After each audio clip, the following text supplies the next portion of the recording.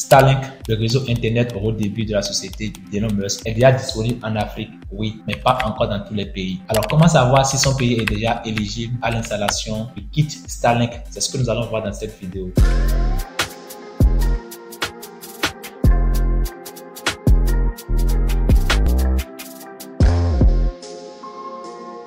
Bienvenue sur la chaîne de l'entrepreneur à succès. Je m'appelle Arnaud, je suis un entrepreneur web. Je suis passionné du digital, de la technologie, de l'entrepreneuriat, tout ce qui rentre dans l'entrepreneuriat pour le développement du continent africain. Alors, si c'est des sujets qui te passionnent et que c'est la première fois que tu tombes sur notre vidéo, n'oublie pas de t'abonner, de liker et d'activer la cloche de notification. Alors, dans cette vidéo, nous allons parler d'une question que nous avons reçue régulièrement sur la chaîne suite à notre dernière vidéo sur Starlink. Cette question, c'était de savoir est-ce que Starlink est déjà disponible partout en Afrique et comment se procurer du kit Starlink. Alors dans cette vidéo, je vais vous détailler de A à Z comment savoir si votre pays est déjà éligible ou non et ensuite comment passer une commande de votre kit. Tout d'abord, sachez que Starlink existe aujourd'hui en deux versions. On a une version d'entreprise et une version à usage personnel. Alors quand nous prenons l'internet à usage d'entreprise, ce n'est pas encore disponible, quasiment pas dans les pays en Afrique sauf le Nigeria.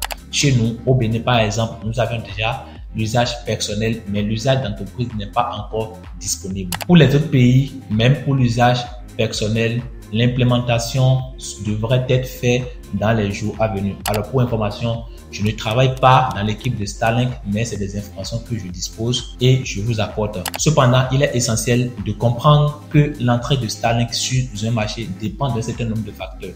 Oui, ça dépend déjà de la négociation et de la flexibilité dans la négociation entre Starlink et les autorités compétentes en charge de la communication ou en charge de la distribution des connexions Internet dans ces différents pays. Certains pays comme le Ghana, le Sénégal, le Zimbabwe, l'Afrique du Sud ont émis un certain nombre de réserves quant à l'arrivée du réseau Starlink sur leur territoire. Par exemple, la NCA qui est l'autorité de la communication, qui est l'autorité nationale de la communication au Ghana, a émis un avertissement contre l'utilisation et la vente des produits de Starlink sur leur territoire. Vous voyez, il y a l'article là qui l'a bien souligné. Ghana, la NCA déclare illégale des opérations de Starlink d'Elon Musk. De même, l'autorité de régulation de télécommunications et des postes ARTP Sénégal a donné un certain nombre de limites par rapport au réseau Starlink et 5 individus ont été interprétés et enfermés parce qu'ils sont en train de vendre les kits de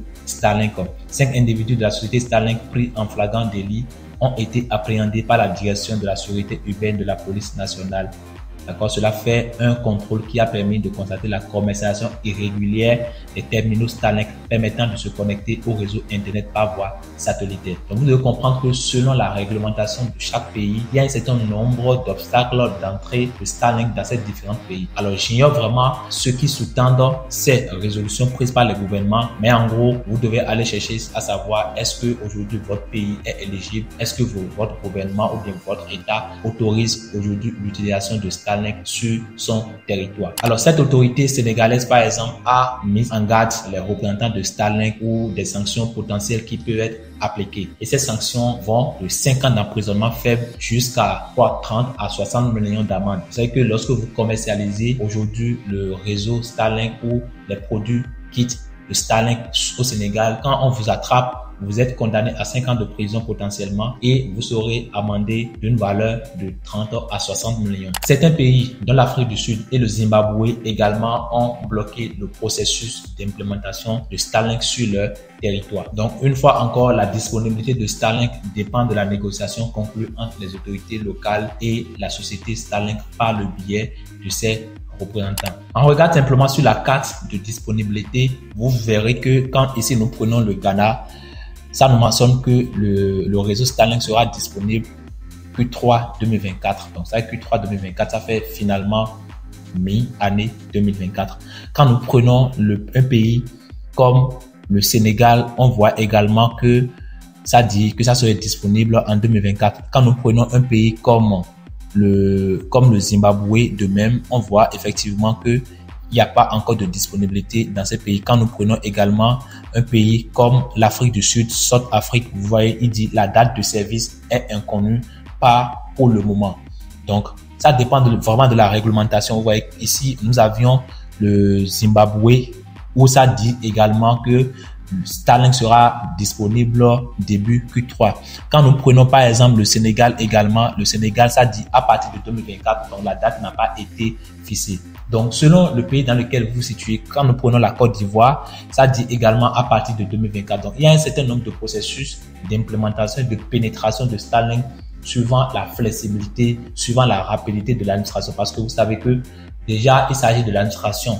Les autorités de Starlink ou bien un représentant de Starlink peut-être va envoyer une délégation pour descendre voir nos autorités. Donc, c'est vraiment des processus administratifs. Donc, selon la rapidité de l'administration de chaque pays, cela peut prendre énormément de temps. Alors, venez constater avec moi que quand nous prenons par exemple l'Arabie Saoudite, donc Saudi Arabia, ça nous dit quoi? En attente d'approbation réglementaire. Cela voudrait dire que voilà, le processus est vraiment avancé, à leur niveau. Ça reste juste la validation. Quand nous prenons par exemple le Bénin, d'accord, moi je suis au Bénin, quand nous prenons le Nigeria, vous voyez, disponible dès maintenant, ça c'est le Nigeria qui est là. Et à côté, nous avions le Bénin qui est là, disponible dès maintenant. Quand nous prenons un pays comme quel pays déjà de l'Afrique de l'Ouest, le Burundi, disponible également. Quand nous prenons un pays comme le Kenya, la Zambie, c'est des pays dans lesquels aujourd'hui le réseau Starlink est déjà disponible. Par contre, des pays comme le Niger, même le Niger, vous voyez, ça dit à partir de 2025. Quand nous prenons le Mali, ça dit quoi? La date de service est inconnue pour le moment. Parce que sûrement à cause des tensions politiques qui sont en train de se passer dans ces pays. De même, quand nous prenons le Burkina Faso, ça dit à partir de 2024. Donc, vous irez sur le réseau, si vous allez sur le site Starlink et sur la carte, vous essayez maintenant de dézoomer et de voir votre pays s'il est déjà éligible. Une fois qu'il est éligible, par exemple, moi je suis au Bénin, quand c'est déjà éligible, vous cliquez simplement, vous allez trouver ici commander. Ça va vous demander de renseigner votre adresse, donc vous renseignez votre adresse et ensuite vous venez sur une page suivante où le coût sera affiché. Actuellement, le coût avec le transport, tout ça tourne autour de 400 000 francs CFA sur le site de Starlink. Alors, ce qui est important, vous devez comprendre aussi, c'est quoi? C'est que Starlink dispose aujourd'hui des revendeurs agréés. Et même sur le site, ils ont bien mentionné que lorsque vous payez chez un revendeur qui n'est pas agréé de Starlink, là, vous risquez vraiment d'avoir des problèmes où Starlink sera en mesure de vous désactiver.